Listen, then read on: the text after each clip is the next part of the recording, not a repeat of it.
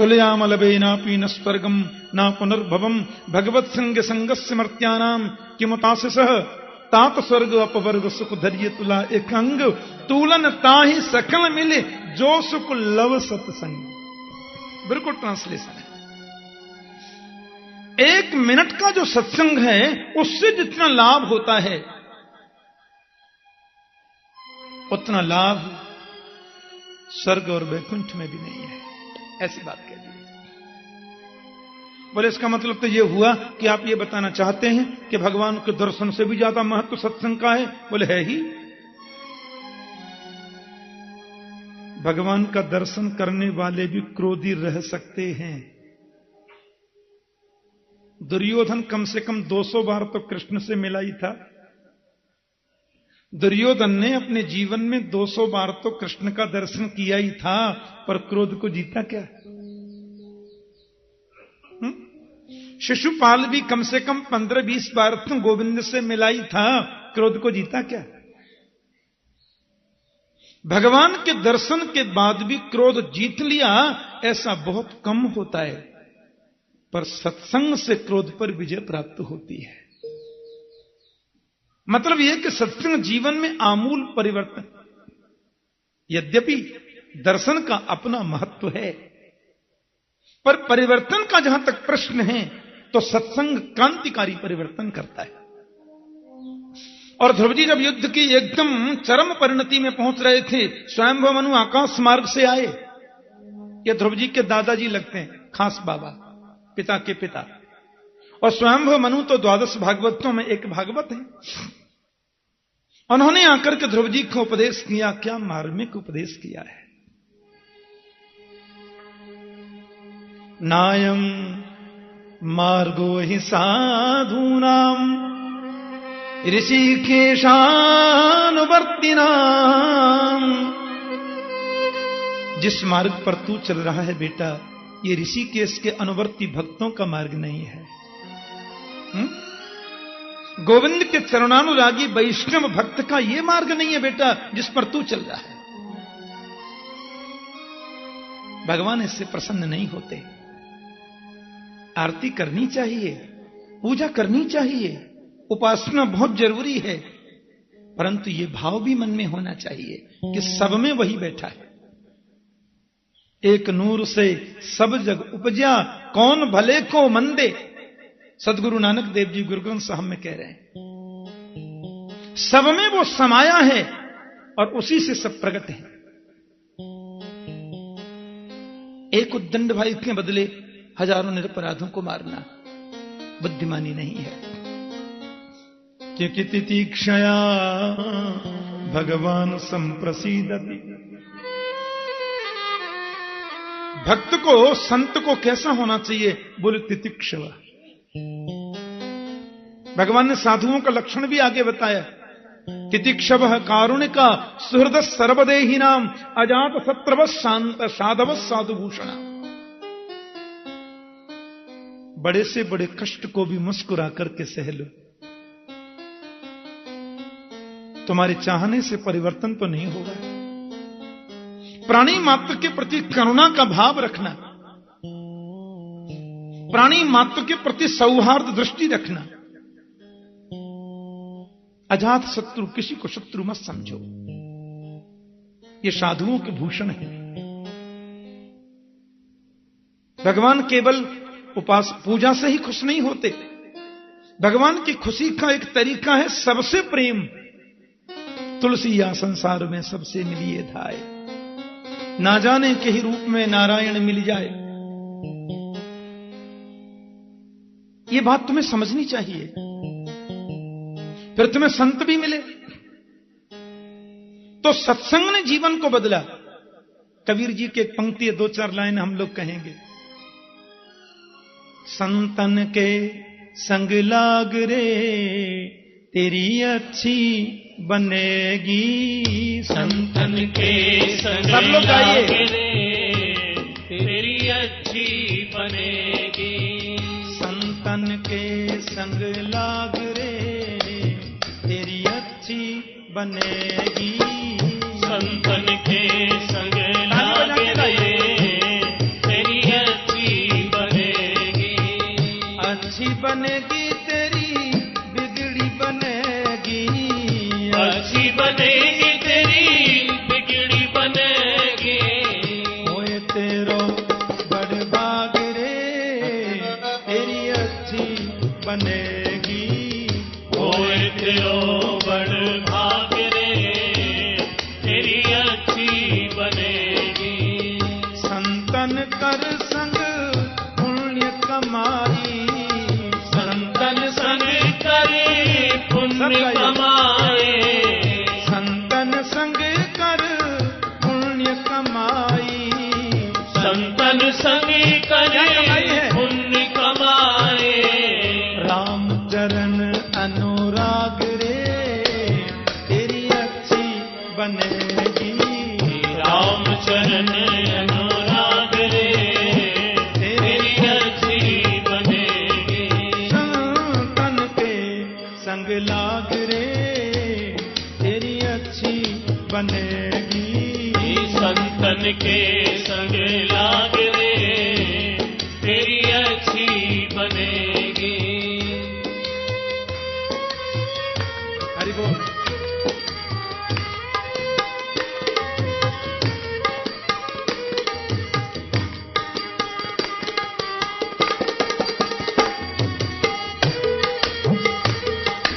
सुंदर भाव है।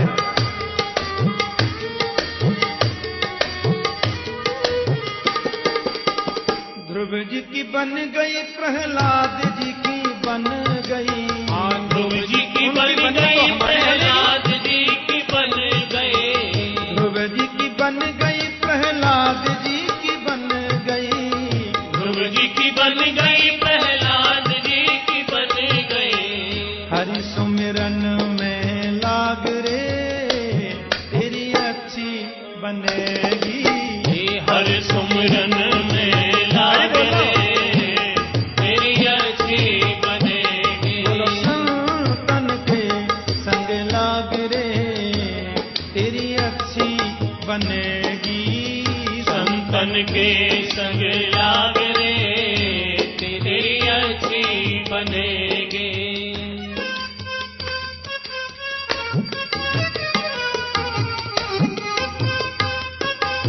कबीर जी का पद है।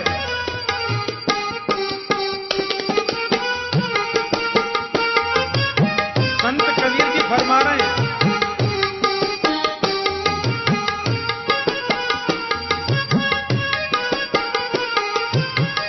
कागा से तो ही हंस बना में, कागा से तुहे हंस बनावे, कागा से तो ही हंस बना में, कागा से तुहे हंस बनावे। मिट जाए उर के दाग रे तेरी अच्छी बनेगी, मिट जाए उनके दाग रे तेरी अच्छी बनेगी। भैया संतन के संग लाग रे तेरी अच्छी बनेगी, संतन के संग लाग रे तेरी अच्छी बनेगी। सुत बित नारी तीन आशाएं, सुत बित नारी तीन आशाएं, सुत बित नार तीन आशाएं, सुत बित नारी तीन आशाएं। त्याग सके तो इन्हें त्याग रे तेरी अच्छी बनेगी, त्याग सके तो इन्हें त्याग रे तेरी अच्छी बनेगी। बोलो संतन के संग लाग रे तेरी अच्छी बनेगी, संतन के संग लाग रे तेरी अच्छी बनेगी।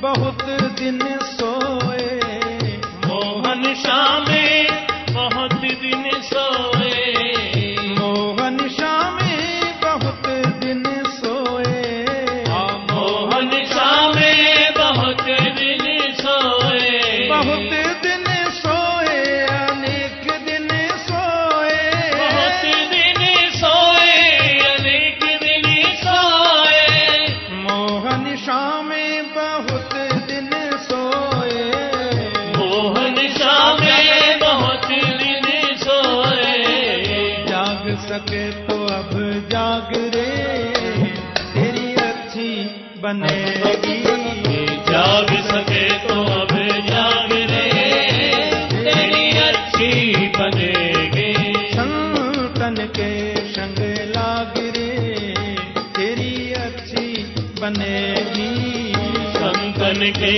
संग लाग रे, तेरी अच्छी बनेगी। कहत कबीर राम सुमिरन में, कहत कबीर राम सुमिरन में, कहत कबीर राम सुमिरन में, कहत कबीर राम सुमिरन में, राम सुमिरन में, श्याम सुमिरन में, राम सुमिरन में, श्याम सुमिरन में, कहत कबीर राम सुमिरन में, कहत कबीर राम सुमिरन में, पाग सके तो मन पाग रे, तेरी अच्छी बनेगी, भाग सके तो मन भाग रे, तेरी अच्छी बनेगी। राजा राम राम राम, राजा राम राम राम, राजा राम। परिवर्तन आता है, उतना परिवर्तन दर्शन से भी जल्दी नहीं आता, ये कहना चाहते हैं। ते पुनंतिरुकालेन दर्शनादेव साधव। सत्संग की बहुत महिमा है। ध्रुव जी ने अहिंसा व्रत को जीवन में उतार लिया और घर पे जाकर के प्रजा का प्रशासन किया। हजारों वर्ष तक शासन करके फिर वन में चले गए और वन में समाधिस्थ हो गए। भगवान के धाम से सुंदर विमान आया और जैसे ही ध्रुव जी विमान में बैठने लगे सो एक माता जी आ गई। काली काली माता जी, बहुत लंबी तगड़ी माता जी, हाथ जोड़ के खड़ी हो गई। कहां जा रहे हो? ध्रुव जी बोले बैकुंठ जा रहे हैं, विमान आया है। सुनो, बैकुंठ जाओ चाहे स्वर्ग जाओ, पर पहले मुझे स्वीकार करो। ये काली काली माता जी कौन है मालूम है? इनका नाम है मृत्यु देवी। हमारे लोक की मालकिन है ये। उनकी आज्ञा के बिना कोई कहीं नहीं जा सकता। ब्रह्मा जी का जो लोक है उसका नाम है ब्रह्मलोक, और शिव जी का लोक है शिवलोक, विष्णु जी का लोक है बैकुंठ विष्णुलोक, और हम लोग जिस लोक में रहते हैं उसका नाम क्या है? मृत्युलोक। हाँ, ये तो मृत्युलोक है। यहां तो जो आया है उसको माता जी से ही होके गुजरना पड़ेगा। हाँ, ये मौत माता जी को पहले स्वीकार करो फिर जाओ। आया है सो जाएगा राजा रंक फकीर, कोई सिंहासन चढ़ चला, कोई बंधा जंजीर। यहां जन्म जिसने लिया उसको मरना पड़ेगा, कन्फर्म है, बिना मरे नहीं जा सकते। माता जी बोली पहले हमको स्वीकार करो फिर जाना। ध्रुव जी बोले क्या मतलब? बोले पहले मर जाओ। ध्रुव जी बोले मर जाएंगे माता जी, आप कहती हो तो मर जाएंगे। भगवान के पार्षदों की ओर ध्रुव ने देखा तो पार्षदों से बोले तो मरने को बोलती हैं। पार्षदों ने कहा इनसे बोलो जरा सिर झुकाएं। ध्रुव जी बोले मर जाएंगे, निक सिर झुका दो अम्मा जी। अब जैसे ही मृत्यु देवी ने सिर झुकाया तो मृत्यु और मूर्धनिम पदम दत्वा, उनके सिर को ही सिद्धि बनाकर ध्रुव जी विमान में बैठ गए। जय श्री कृष्ण। मौत के सिर को सिद्धि बना लिया। मृत्योर मूर्धनिम पदम दत्वा आरोहास्पदम ध्रुवा। इसका मतलब क्या है? इसका मतलब सीधा सा है, स्वस्थ सेते मृत्युरस्माद पैति। माता देवकी बताती है ना, मर्त्यो मृत्युव्याल भीत पलायन लोकान सर्वान निर्भयम नाद्यकक्षम तत्पादाब्जम प्राप्य यदृच्छयाद्य स्वस्थ सेते मृत्युरस्माद पैति। स्वस्वरूपे स्थ स्वस्थ। तुम्हारे चरणों का जो आश्रय ले लेता है वो अपने स्वरूप में प्रतिष्ठित हो जाता है, उसको स्वात्मानुभूति हो जाती है, उसको अपने स्वरूप का ज्ञान हो जाता है, और जिसको स्वरूप का ज्ञान हो जाए वो मौत को जीत लेता है। मतलब उसके मन में ये फालतू जो वहम है ना मरने वाला, वो निकल जाता है। वो सोच लेता है मरना जीना है सब प्रक्रियाएं शरीर की हैं, मैं तो प्रभु का परम दास हूं। अहम ही नारायण दास दास दासानुदासस्य च दास दास। मैं तो उनका दास हूं। और एक बात कह दे, जो दास होते हैं ना वो भगवान जैसे ही हो जाते हैं। हाँ, भागवत में लिखा है कि वैकुंठ में जितने भगवान के दास हैं उन सबके 4 हाथ होते हैं, ऐसा भागवत में लिखा है। सर्वे वैकुंठ मूर्तय। और एक तो इतनी गजब की बात लिखी है कि वैकुंठ में नारायण और उनके दरबान, इन दोनों को एक संग बिठा दिया जाए तो आप बता नहीं सकते इसमें भगवान कौन है और दरबान कौन है। हाँ, वैकुंठ में दरबानों के भी 4 हाथ होते हैं और दरबानों के भी शंख चक्र गदा पद्म होते हैं। मालूम ही नहीं चलता भगवान जी कौन से और दरबान जी कौन से। तो फिर पता कैसे चलता है? बोले श्रीवत्स का चिन्ह, कौस्तुभ मणि, ये सिवाय नारायण के किसी पे नहीं होते, उनसे पता चलता है। तो हमारी वैष्णवी परंपरा में सारूप्य मुक्ति का मतलब है भगवान जैसा रूप मिल जाता है वैष्णवों को, संतों को। हाँ, भगवत रूप हो जाते हैं। तो यदि कोई भक्त है उसका पांचभौतिक शरीर छूट भी जाए तो दिव्य शरीर से वो सारूप्य मुक्ति पा लेता है, भगवान के धाम को चला जाता है। भगवान विमान में बैठ करके ध्रुव जी जा रहे थे पर उनको खुशी नहीं हो रही है। तो प्रभु के पार्षदों ने पूछा आप उदास क्यों हो रहे हैं? बोले जिस माता ने मुझे भगवान से मिलने की प्रेरणा दी उस माता को छोड़कर मैं अकेला मुक्ति लेके क्या करूं। पार्षद हंसे। ध्रुव जी बोले हंस काहे को रहे हो? बोले सामने आपको विमान दिखाई दे रहा है, आगे आगे एक और विमान जा रहा है। बोले हाँ दिख तो रहा है, उसमें आपकी माता जी बैठी हैं। आप जैसा भक्त जिस कुल में जन्म ले ले उसकी मां की मुक्ति में संदेह कैसा। आनंदित हो गए, प्रसन्न हो गए ध्रुव जी।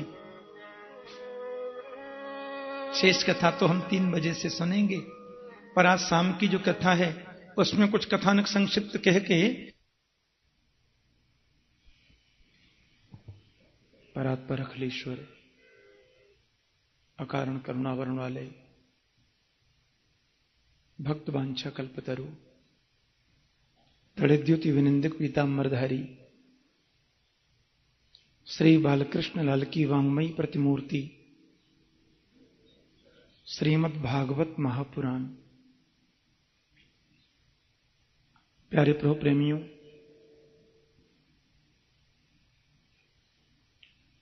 माता कात्यायनी के चरणों में बैठकर परम वंदनीय संत स्वामी विद्यानंद जी महाराज की पवित्र सन्निधि और समादरणीय समस्त संतों के पवित्र सान्निध्य में भागवत कथामृत रसपान हम लोग सब कर रहे हैं और बड़ी निष्ठा, बड़े स्नेह, बड़े प्रेम से आप सब लोग उस अमृत रस का पान कर रहे हैं। ध्रुव जी के वंश में बड़ी पवित्र कथा कही। ध्रुव के पुत्र उत्कल हैं, उत्कल के पुत्र अंग हैं, अंग के पुत्र बैन हुए और बैन के ही महाराज प्रथु कहलाए। आदरणीय प्रथु महाराज ने बहुत यज्ञ किए, भक्ति प्राप्त की। उनके पुत्र अंतर्धान, उनके हविर्धान, हविर्धान के प्राचीन बरही की हिंसा की वृत्तियों को संत नारद ने छुड़ाया, उन्हें पुरंजनोपाख्यान के माध्यम से। उत्तानपाद के भाई हैं प्रियव्रत। विदुर जी महाराज तो ये कथा प्रसंग सुनकर वहां से प्रस्थान कर गए, लेकिन आदरणीय सुखदेव जी महाराज से राजर्षि परीक्षित ने बहुत उत्तम प्रश्न किया।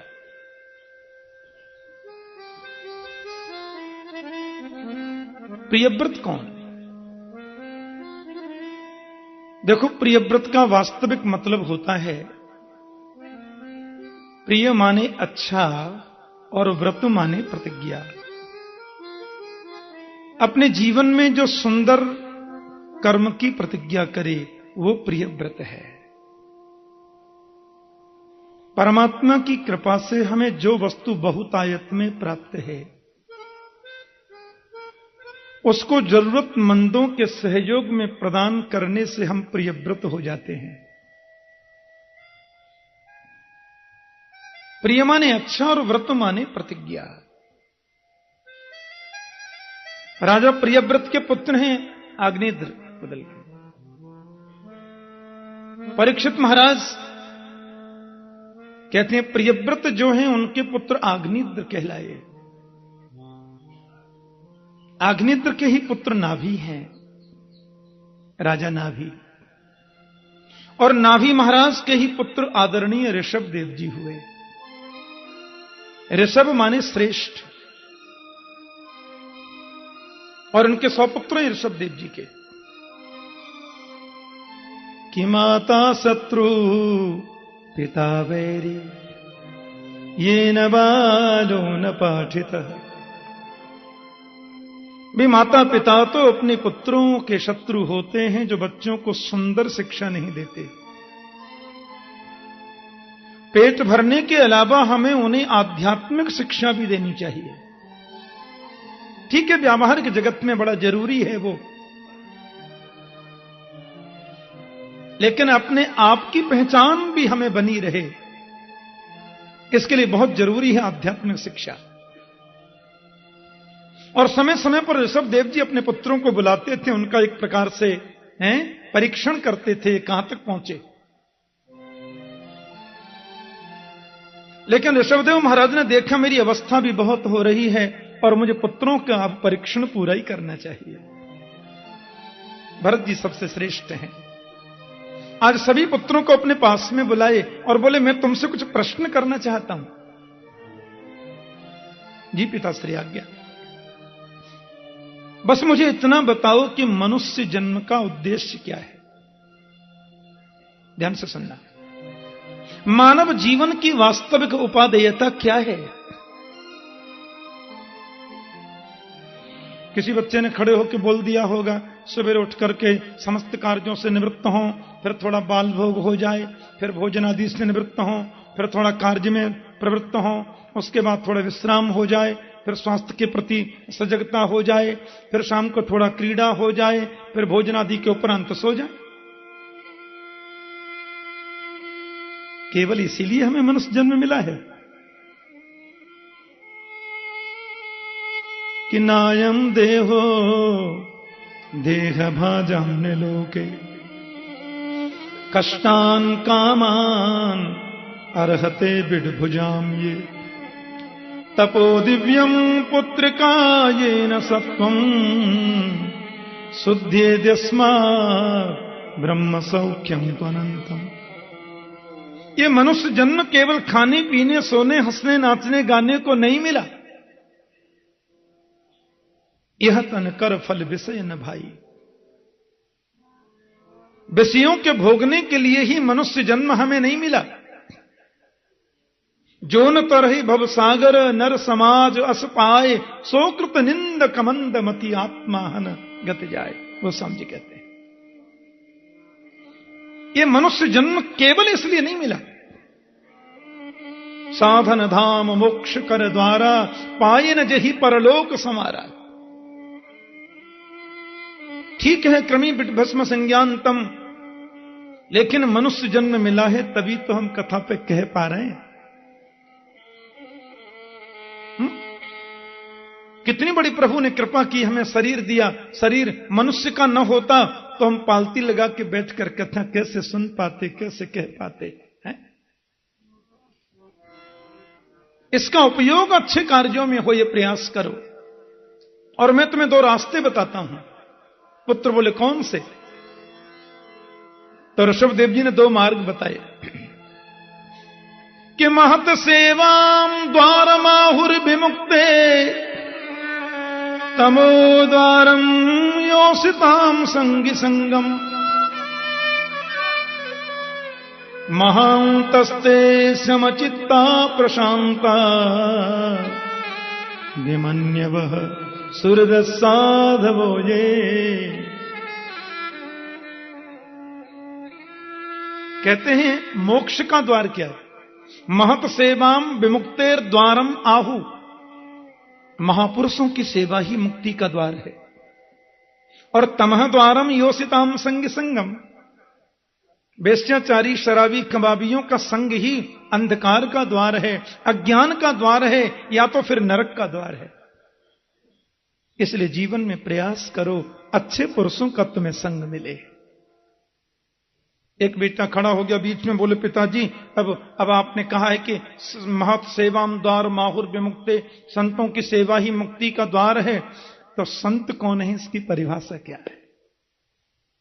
हम कैसे समझें कि संत कौन है? परिधान से पहचाने, कि चरित्र से पहचाने, कि उनके दर्शन से पहचाने, कि उनके प्रवचन से पहचाने? हमें ज्ञात कैसे हो कि संत कौन है? तो भगवान ऋषभ ने संतों के कुछ लक्षण बता दिए। महांतस्ते समचित्ता प्रशांता, विमन्यवः सुहृदः साधवो ये।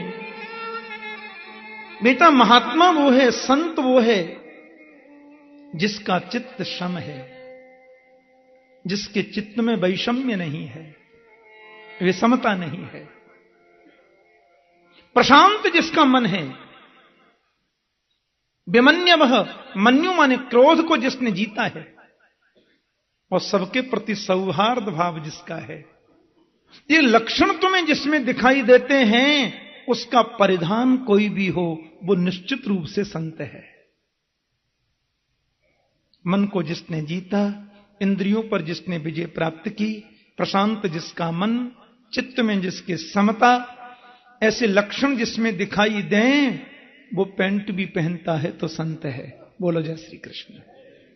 धोती कुर्ता भी पहनता है तो संत है, लाल पीला भी पहनता है तो संत है, देसी है तो भी संत है, विदेशी है तो भी संत है, स्त्री है तो भी संत है, पुरुष है तो भी संत है। ये लक्षण तुम्हें जिसमें दिखाई दें वो निश्चित रूप से संत है। और ऐसे संतों की सन्निधि ही मुक्ति का मार्ग प्रशस्त करती है, ये ध्यान रखना। अब आप विचार करें, आज पूरे भारत में घर घर में गीता रामायण पहुंची। बड़े निसंकोच भाव से कह रहा हूं,